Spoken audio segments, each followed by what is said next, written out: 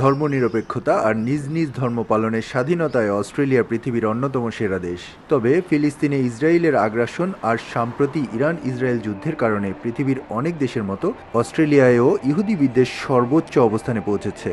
বৃহস্পতিবার ইহুদি বিদ্বেষ মোকাবেলা সংক্রান্ত একটি প্রতিবেদন অস্ট্রেলিয়ান সরকারের কাছে প্রস্তাবনা করা হয়। এতে ইহুদি শিক্ষার্থীদের সুরক্ষা দিতে ব্যর্থ বিশ্ববিদ্যালয়গুলোর জন্য তহবিল হ্রাস, ভিসা আবেদনকারী এবং অভিবাসীদের দৃষ্টিভঙ্গি পরীক্ষা নিরীক্ষার সুপারিশ করা হয়েছে।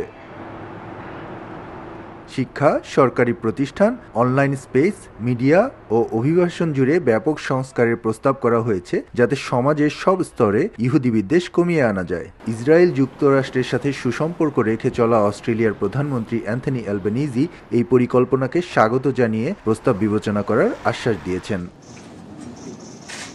তহবিল স্থগিত ও অনুদান বন্ধ করার সুপারিশ অস্ট্রেলিয়ার বিশ্ববিদ্যালয় বিবেচনা করবে। তবে কোনো প্রস্তাবনাতেই শিক্ষার্থীদের মধ্যে ঘৃণা ছড়ানো ও হয়রানি বাড়ানোর সুযোগ দেওয়া হবে না বলে জানিয়েছেন সিইও লুক শিহি। সম্প্রতি অস্ট্রেলিয়ার মেলবোর্নে ইহুদিদের সিনাগগে ও গাড়িতে অগ্নিসংযোগের ঘটনা ঘটে। এছাড়া সপ্তাহান্তে অস্ট্রেলিয়া জুড়ে নিয়মিত ইসরায়েল বিরোধী র্যালি অনুষ্ঠিত হচ্ছে। এর মধ্যেই এই প্রস্তাব আনা হলো। এস এম আমিনুল রুবেল, সময় সংবাদ, অস্ট্রেলিয়া।